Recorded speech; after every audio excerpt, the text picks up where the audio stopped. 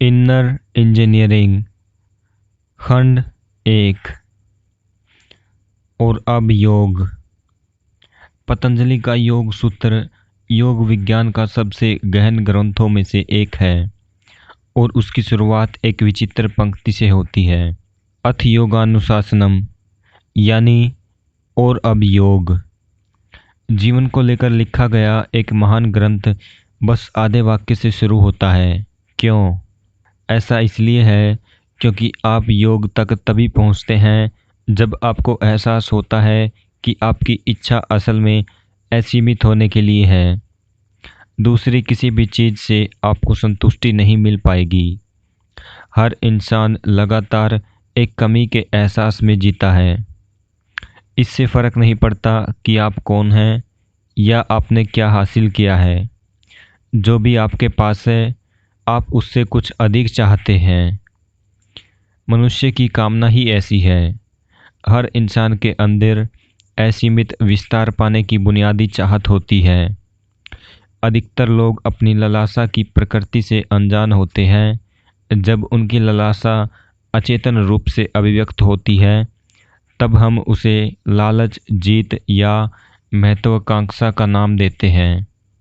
जब उनकी लालसा सचेतन रूप से अभिव्यक्त होती है, तो हम उसे योग कहते हैं।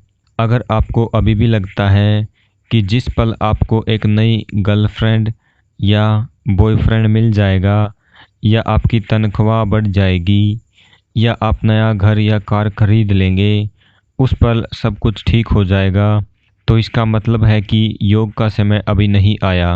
एक बार जब आप उन सबको और उनसे भी ज़्यादा चीज़ों को आजमा चुके होते हैं और साफ तौर पर यह जान जाते हैं कि ये सब कभी पर्याप्त नहीं होंगी, तब आप तैयार होते हैं। तो अब योग वास्तव में क्या है? अगर आपको अपनी आंखें बंद करके योग के बारे में किसी तस्वीर की कल्पना करनी हो, तो शायद एक असंभव सी मुद्रा में मुड़े हुए शरीर की होगी। कई लोगों के लिए योग का मतलब हड्डी को मोड़ना, मांसपेशी को गांठना और दांत भींचकर शरीर मोड़ना। यह चलन आजकल कुछ हद तक बदल रहा है और कई योग स्टूडियो सांस की तकनीकें और ध्यान प्रक्रियाएं सिखाते हैं। तो कुछ लोगों के लिए योग की छवि शांतिपूर्वक मुस्कुराते चेहरे के साथ सहजता से पद्मासन में बैठे हुए परफेक्ट शरीर की हो सकती है। लेकिन जब हम योग विज्ञान कहते हैं, तो हमारा मतलब इनमें से किसी से भी नहीं होता। योग कोई अभ्यास या कसरत नहीं है। यह कोई तकनीक भी नहीं है। ज़्यादातर लोगों के दिमाग में योग की एक बदली हुई छवि है जो दुनिया भर में फैल चुकी है। यह उस असाधारण रूप से महत्वपूर्ण और गहन विज्ञान का उपहास है जिसका जन्म भारतीय उपमहाद्वीप में हुआ था। योग विज्ञान अस्तित्व के साथ बहुत सहज रूप से एकमव हो, पूरी तरह से तालमेल और पूर्ण सामंजस्य बनाने का विज्ञान है। बाहरी दुनिया के तमाम उतार चढ़ाव का असर हम में से हर किसी पर होता है, लेकिन योग अपनी भीतरी स्थितियों को बिल्कुल वैसा बनाने का विज्ञान है जैसा आप उन्हें रखना चाहते हैं। जब आप खुद को इस हद तक तालमेल में ले आते हैं जहां आपके अंदर हर चीज़ बड़ी खूबसूरती से काम करने लगती है, तब आपकी सर्वश्रेष्ठ क्षमताएं स्वाभाविक रूप से प्रकट होने लगेंगी। आपने इस बात पर गौर किया होगा कि जब आप खुश होते हैं, तब आप हमेशा बेहतर तरीके से काम करते हैं। आपको अपने अंदर अंतहीन ऊर्जा महसूस होती है। आप बगैर खाए या बिना सोए भी काम करते रह सकते हैं। सिर्फ थोड़ी सी खुशी आपको ऊर्जा और क्षमता की सामान्य सीमाओं से आज़ाद कर देती है। जब आपका शरीर और मन आराम की स्थिति में होते हैं, तब आप कई तकलीफदेह रोगों से मुक्त हो जाते हैं। मान लीजिए कि आप सिर दर्द की हालत में अपने दफ्तर में जाकर बैठते हैं। सिर दर्द कोई बड़ी बीमारी नहीं है, लेकिन यह दर्द काम के प्रति और शायद जीवन के प्रति भी आपके उत्साह को और दफ्तर में आपकी क्षमता को काफ़ी कम कर सकता है। एक साधारण सा सिरदर्द आपके लिए जो सबसे कीमती है, उसे भी खीज या कलेश के स्रोत में बदल सकता है। यह उल्टा भी काम करता है। जब आपके प्रियजन आपसे चिढ़े होते हैं, तो वे हमेशा सिरदर्द का बहाना करते हैं। लेकिन योग के अभ्यास से शरीर और मन को क्षमता व दक्षता की संभावना के उच्चतम स्तर पर कायम रखा जा सकता है। फिर भी योग सिर्फ बेहतर मानसिक और शारीरिक कुशलता और सिरदर्द से छुटकारे के लिए खुद की मदद करने का साधन भर नहीं है। योग इन सब के अलावा बहुत कुछ है। आधुनिक विज्ञान हमें बताता है कि पूरा अस्तित्व बस एक ऊर्जा है जो खुद को अलग अलग तरीके से और अलग अलग रूपों में अभिव्यक्त कर रहा है। इसका मतलब है कि वही ऊर्जा यहाँ एक चट्टान की तरह रखी हो सकती है और वहाँ मिट्टी की तरह पड़ी हो सकती है। वह एक पेड़ की तरह खड़ी हो सकती है, एक कुत्ते की तरह दौड़ सकती है या आपकी तरह यहाँ किताब पढ़ती हो सकती है। वास्तव में आप ऊर्जा का एक अंश हैं जो ब्रह्मांड की विशाल ऊर्जा प्रणाली का हिस्सा हैं। यह ब्रह्मांड बस एक विशाल रचना है। आपका जीवन इससे स्वतंत्र नहीं है। इस दुनिया के बिना आपका अस्तित्व नहीं हो सकता, क्योंकि आप दोनों के बीच हर पल बहुत गहरा लेन देन जारी रहता है। हालांकि ब्रह्मांड की हर चीज़ में एक ही ऊर्जा है, लेकिन यह विविध रूपों में क्षमताओं के विभिन्न स्तरों पर काम करती है। एक ही ऊर्जा एक पौधे में गुलाब पैदा करने का काम करती है, जबकि दूसरे पौधे में चमेली पैदा करती है। जिस सामग्री से लोगों ने मिट्टी के बर्तन बनाए थे, उसी से अब हम कंप्यूटर, कार और अंतरिक्ष यान तक बनाते हैं। यह वही सामग्री है, बस हमने इसको अधिक बड़ी संभावनाओं के लिए इस्तेमाल करना शुरू कर दिया है। दरअसल प्रकृति का विकास भी ऐसे ही हुआ है। इस धरती की उसी सामग्री से विकास की कितनी अविश्वसनीय यात्रा पूरी हुई है, एक अमीबा से इंसान तक की यात्रा। हमारी आंतरिक ऊर्जाओं के साथ ऐसा ही है। योग इन आंतरिक ऊर्जाओं को उच्चतम संभावनाओं के लिए उन्नत बनाने, सक्रिय करने और परिष्कृत करने की तकनीक है। अचानक आपकी क्षमताएं श्रेष्ठता के उस स्तर पर पहुंच जाती है जिसके संभव होने की आपने कभी कल्पना नहीं की थी। सीमित और संयोगवश चलने वाला जीवन लगभग चमत्कारी बन जाता है, लेकिन योग शरीर, मन और ऊर्जा के स्तरों पर खुशहाली सुनिश्चित करने से भी ज़्यादा गहरे स्तर पर काम करता है। योग का शाब्दिक अर्थ है मेल। जब आप योग में होते हैं तो इसका मतलब है कि आपके अनुभव में सब कुछ एक हो गया है। यही इस विज्ञान का सार है। यह इसका गहनतम लक्ष्य भी है। यह मेल क्या है? कौन सी चीज़ किसके साथ मिलकर एक हो जाती है? अभी आप मैं कहलाने वाले व्यक्ति और दूसरा कहलाने वाले व्यक्ति के बारे में जानते हैं। इस मैं और दूसरे को जनसमूहों, समुदायों और राष्ट्रों तक विस्तृत किया जा सकता है, लेकिन बुनियादी तौर पर मैं और दूसरा ही दुनिया में टकराव की जड़ है। योग का पूरा मकसद आपको एक ऐसे अनुभव तक पहुंचाना है जहां अगर आप यहां बैठते हैं तब मैं और आप जैसी कोई चीज़ें नहीं रह जाती।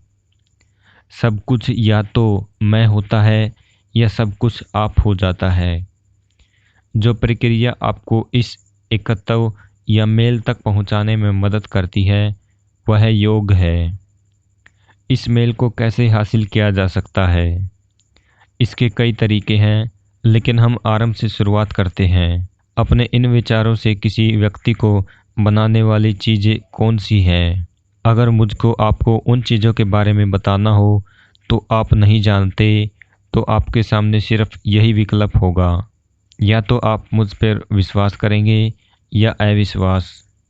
दोनों ही तरीके से आप अपनी धारणाएं ही पुष्ट करेंगे, या तो सकारात्मक या फिर नकारात्मक। यह आपको सिर्फ कल्पना की उड़ानों में ले जाएगा, लेकिन योग आपको कदम दर कदम, मंजिल दर मंजिल, ज्ञात से अज्ञात तक ले जाने की पूरी प्रक्रिया है। यह 100% अनुभव पर आधारित विज्ञान है।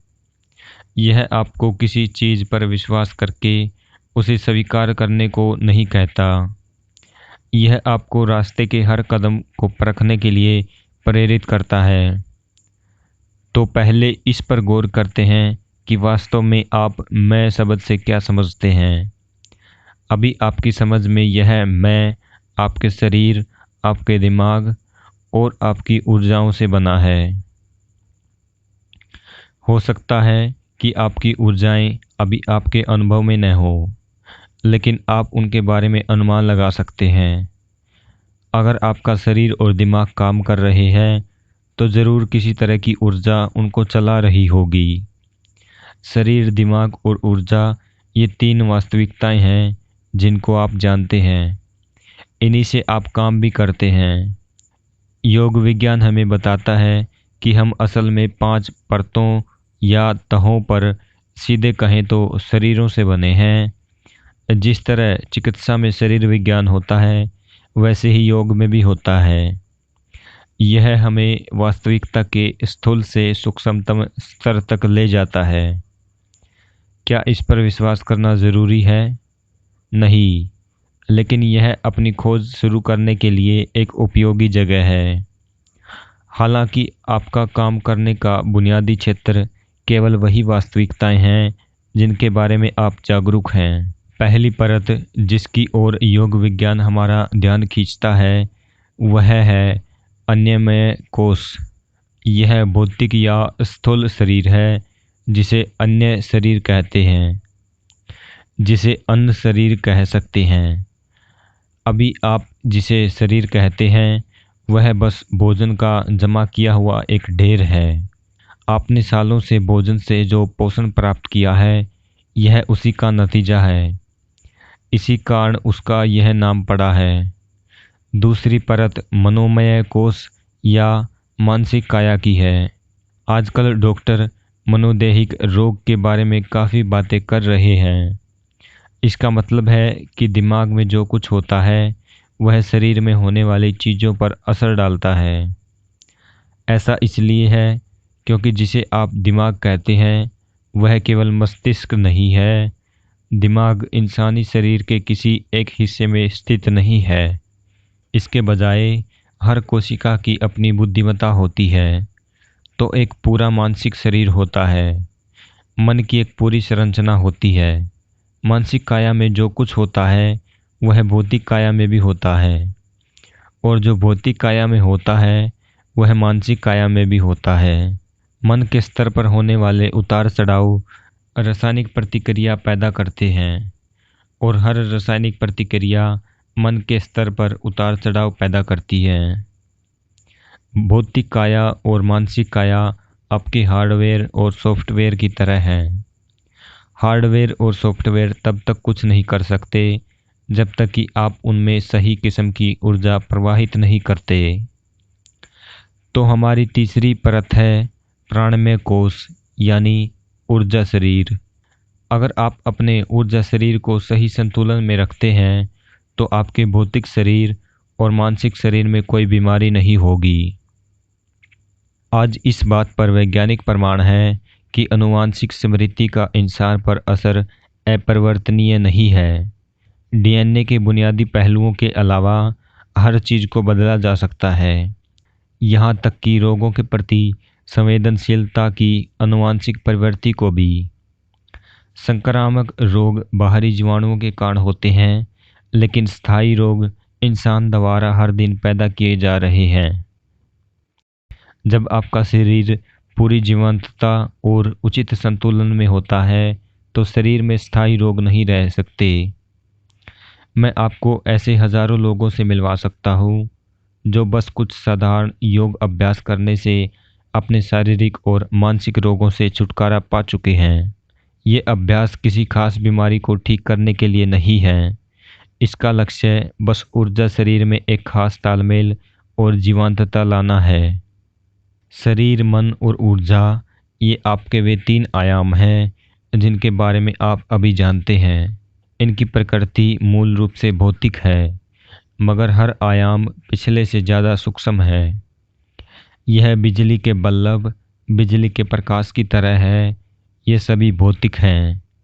एक को आप हाथ में पकड़ सकते हैं, दूसरे को महसूस कर सकते हैं और तीसरे को अनुभव करने के लिए आँख जैसे संवेदनशील अंग की ज़रूरत होती है।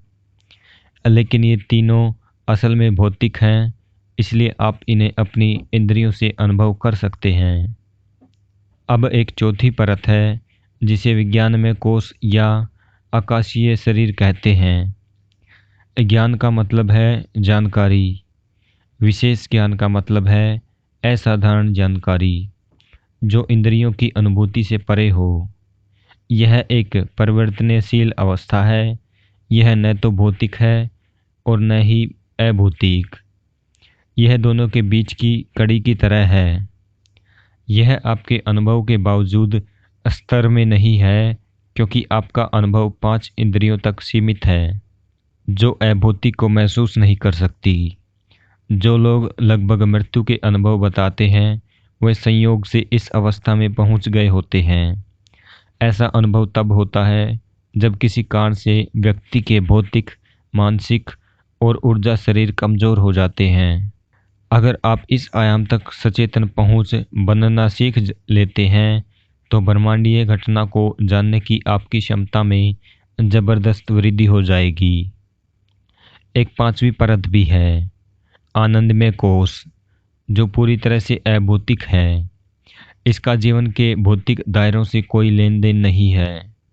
एक ऐसा आयाम जो भौतिक से परे हो, उसका न तो वर्णन किया जा सकता है और न ही उसे परिभाषित किया जा सकता है। अतः योग अनुभव के सदर्भ में ही इसके बारे में बात करता है। जब हम भौतिक से परे इस आयाम के संपर्क में होते हैं, तब हम आनंदमय हो जाते हैं। ऐसा नहीं है कि आनंद का एक बुलबुला आपके शरीर में कहीं मौजूद है। बात बस इतनी है कि जब आप वर्णन से परे इस आयाम को स्पर्श करते हैं, तब यह आनंद का एक जबरदस्त अनुभव पैदा करता है। लेकिन आनंद अपने आप में कोई लक्ष्य नहीं है। जब आप अनिस्तव के इस आयाम को छू लेते हैं, तो आनंद में होना सुनिश्चित है। इस स्थिति में आप खुद अपनी जिंदगी के लिए समस्या नहीं रह जाते। जब आप अपने आप में समस्या नहीं रह जाते, तब आप निडर होकर परे की खोज कर सकते हैं। जब आप परिभाषा से परे इस आयाम को छूते हैं, तो समय और स्थान का प्रभाव मिट जाता है। इससे बहुत से योगियों द्वारा बहुत लंबे समय तक एक जगह पर स्थिर बैठे रहने की कहानियाँ समझ में आती हैं। ऐसा शारीरिक सहन शक्ति की वजह से संभव नहीं होता, बल्कि ऐसा इसलिए होता है क्योंकि इन स्थितियों में वे समय की प्रक्रिया से परे होते हैं। दरअसल उन्होंने यहाँ और वहाँ, अब और तब के तमाम विरोधाभासों से परे एक आयाम को छू लिया होता है। वे शून्यता के असीमित सागर को स्पर्श कर लेते हैं, जहाँ न तो बंधन होता है और न ही मुक्ति। अस्तित्व से परे एक अस्तित्व। जो कुछ आप जानते हैं, योग उससे अलग कुछ करने को नहीं कहता। यह बस इतना बताता है कि अगर आपका भौतिक, मानसिक और ऊर्जा शरीर पूरी तरह से संतुलन में है, तो आप आनंद काया तक पहुंच सकते हैं। लेकिन जैसा कि हमने पहले कहा है, आपका काम सिर्फ पहले 3 शरीरों के साथ होता है। जब बाहरी वास्तविकताओं की बात आती है, तो हर इंसान की काबिलियत अलग अलग होती है। एक व्यक्ति जो काम कर सकता है, हो सकता है कि दूसरा न कर सके। लेकिन जब आंतरिक हकीकतों की बात आती है, तो हम सब एक बराबर सक्षम हैं। यह सुनिश्चित रूप से नहीं कहा जा सकता कि आप महज इच्छा रखने से गा पाएंगे, नाच पाएंगे, पहाड़ पर चढ़ पाएंगे या पैसे कमा पाएंगे। लेकिन अपने आंतरिक जीवन को आनंद में बनाना ऐसी चीज़ है जो हर कोई कर सकता है। अगर आप इच्छुक हैं, तो आपको इससे वंचित नहीं किया जा सकता। एक बार जब आप आंतरिक खुशहाली की कुछ बुनियादी योग तकनीकों में महारत हासिल कर लेते हैं, तब आपकी जीवन यात्रा पूर्णतः सहज हो जाती है। आप बिना किसी तनाव या थकान के अपनी पूरी क्षमता प्रदर्शित कर पाते हैं। आप जीवन से जैसे चाहे खेल सकते हैं, लेकिन जीवन आप पर एक खरोंच भी नहीं डाल सकता। इसलिए खुशहाली का अनुभव करने के लिए बस शरीर, मन और ऊर्जा के इन 3 आयामों पर एक खास महारत हासिल करने की ज़रूरत है। दुनिया में असफल होना इन आयामों का लाभ उठाने की आपकी क्षमता पर निर्भर करता है। आपको अपने इच्छित कार्य और अपने जीवन की परिस्थितियों के मुताबिक इन आयामों का इस्तेमाल करना होगा। लेकिन योग इन तीनों आयामों को तालमेल में लाने का विज्ञान भी है, ताकि आप इस जीवन के साथ ही आनंदमय की चरम अवस्था में पहुंच जाएं। इस चरम मेल तक कोई कैसे पहुंचता है? योग हमें बताता है कि इसके कुछ मूलभूत तरीके हैं। अगर आप इस चरम मेल तक पहुंचने में अपने भौतिक शरीर का उपयोग करते हैं, तो हम इसे कर्म योग कहते हैं। अगर आप अपनी चरम प्रकृति तक पहुंचने के लिए अपनी बुद्धि का उपयोग करते हैं, तो इसे ज्ञान योग कहते हैं। अगर आप अपनी चरम प्रकृति तक पहुंचने के लिए अपनी भावना का उपयोग करते हैं, तो इसे भक्ति योग कहते हैं। और अगर इस चरम अनुभव तक पहुंचने के लिए आप अपनी ऊर्जाओं का उपयोग करते हैं, तो इसे क्रिया योग कहते हैं। ऊर्जाओं को रूपांतरित करने का योग। हर इंसान इन्हीं चीज़ों का एक खास मिश्रण है। अगर कोई व्यक्ति आगे बढ़ना चाहता है, तो कर्म, ज्ञान, भक्ति और क्रिया, इन सारे पहलुओं को तालमेल में काम करना होगा। अगर ये 4 आयाम शरीर, मन, भावना और ऊर्जा एक साथ नहीं चलते, तो आप अस्त व्यस्त हो जाएंगे। एक बार की बात है, 4 आदमी जंगल में जा रहे थे। पहला ज्ञान योगी था, दूसरा भक्ति योगी, तीसरा कर्म योगी और चौथा क्रिया योगी। आमतौर पर ये चारों कभी एक साथ नहीं हो सकते। ज्ञान योगी योग के हर दूसरे प्रकार को हिकारत की नज़र से देखता है। उसका योग बुद्धि का है और बुद्धिजीवी हर किसी चीज़ को नीची दृष्टि से देखता है। खासतौर पर इन भगत किस्म के लोगों को, जो हमेशा ऊपर देखते हुए ईश्वर का नाम जपते रहते हैं, वे उसे मूर्ख दिखते हैं। लेकिन भक्ति योगी सोचता है कि ज्ञान, कर्म और क्रिया योग ये सब समय की बर्बादी है। वह उन पर तरस खाता है जो यह नहीं जानते कि ईश्वर का अस्तित्व है और बस ईश्वर का हाथ थामकर पूरे भरोसे के साथ चलना चाहिए। उसको दिमाग चकरा देने वाला दर्शन और हड्डी घुमाऊ योग बेतुके लगते हैं। फिर कर्म योगी होता है जो कार्य करने में विश्वास रखता है। उसे लगता है कि दूसरे सभी निरे आलसी हैं, उनके जीवन में सिर्फ भोग विलासा के प्रति आसक्ति है। मगर क्रिया योगी सबसे अधिक अहंकारी और तिरस्कारी होता है। वह हर किसी पर हंसता है। वह सोचता है कि क्या ये सब नहीं जानते कि अस्तित्व बस ऊर्जा है। अगर आप अपनी ऊर्जा को रूपांतरित नहीं करते, तो चाहे आप ईश्वर की कामना करें या किसी और चीज़ की, कुछ नहीं हो सकता। कोई रूपांतरण नहीं हो सकता। इन 4 लोगों में आमतौर पर नहीं निभती, लेकिन संयोग से उस दिन वे जंगल में एक साथ जा रहे थे। अचानक आंधी आ गई और उसने उग्र रूप ले लिया। मूसलाधार बारिश होने लगी। बारिश में तरबतर चारों योगी भागने लगे और बेचैन होकर सिर छिपाने की जगह खोजने लगे। भक्ति योगी ने कहा, इस तरफ एक प्राचीन मंदिर है, चलो वहाँ चलते हैं। वे सब उसी तरफ भागे। वे एक प्राचीन मंदिर के पास पहुँचे, जिसकी सभी दीवारें काफ़ी पहले से ढह चुकी थी। बस छत और 4 खंभे बचे थे। वे भागकर मंदिर के अंदर गए। ईश्वर के प्रति किसी प्रेम की वजह से नहीं, बस बारिश से बचने के लिए। मंदिर के बीचों बीच ईश्वर की मूर्ति थी। वे सब उसकी तरफ भागे। बारिश हर तरफ से आने लगी। जाने के लिए कोई और जगह नहीं थी, तो वे उसके पास आते गए। अंत में उनके पास कोई चारा नहीं बचा। वे बस मूर्ति से लिपट कर बैठ गए। जैसे ही ये चारों मूर्ति से लिपटे, अचानक ईश्वर प्रकट हुए। उन सभी के दिमाग में एक ही सवाल कौंधा, अभी क्यों? वे हैरान थे कि हमने तमाम सूक्ष्म और गूढ़ दर्शन खोजे, हर संभव छोटे बड़े तीर्थ स्थलों पर पूजा की, निस्वार्थ भाव से लोगों की सेवा की, शरीर को तोड़ देने वाली तपस्या की, तब तो आपने कभी दर्शन नहीं दिए। अब जब हम बारिश से बच रहे हैं तो आप प्रकट हो गए, क्यों? ईश्वर ने कहा, आखिरकार तुम चारों मूर्ख एक साथ आ गए। योग बस चार मूर्खों को एक साथ लाने का विज्ञान है।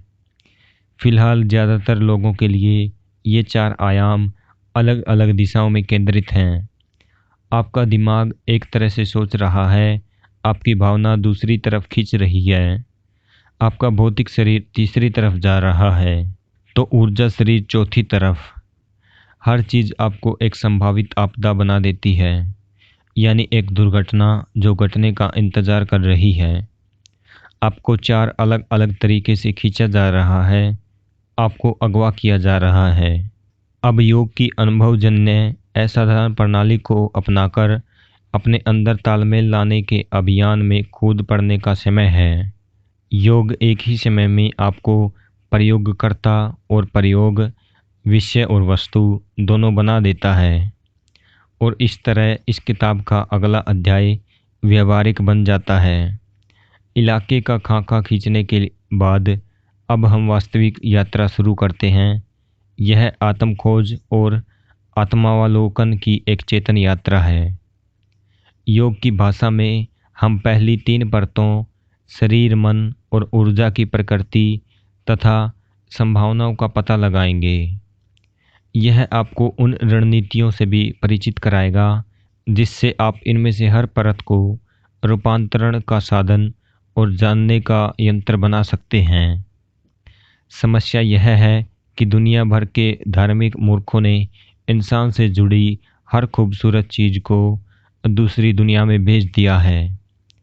अगर आप प्रेम की बात करते हैं तो वे ईश्वरीय प्रेम की बात करेंगे। अगर आप आनंद की बात करते हैं तो वे अलौकिक आनंद की बात करेंगे। अगर आप शांति की बात करते हैं तो वे दिव्य शांति की बात करेंगे। हम यह भूल गए हैं कि ये सब मानवीय गुण हैं। इंसान आनंद, प्रेम और शांति प्राप्त करने में पूरी तरह सक्षम है। आप इन गुणों को स्वर्ग से क्यों जोड़ना चाहते हैं? ईश्वर और स्वर्ग के बारे में इतनी ज़्यादा बातें मुख्य रूप से इसलिए होती है क्योंकि लोगों ने मनुष्य होने की विशालता का एहसास नहीं किया है। यह जाहिर है कि जीवन का मूल स्रोत ही आपके भीतर किसी रूप में संपादित हो रहा है। आपके जीवन का स्रोत हर दूसरे जीवन का स्रोत भी है और पूरी सृष्टि का स्रोत भी। इस बुद्धिमत्ता या चेतना का आयाम हर किसी में मौजूद है। हर इंसान की मुक्ति इस शाश्वत आयाम तक पहुंचने में निहित है। अपने जीवन के हर पल में अपने भीतर आनंदमय और शांत होना और जीवन को उसकी भौतिक सीमाओं से परे अनुभव कर पाना, ये महामानव के गुण नहीं हैं, ये इंसानी संभावनाएं हैं। योग का संबंध महामानव होने से नहीं है। इसका मकसद यह एहसास कराना है कि मानव होना ही महान है।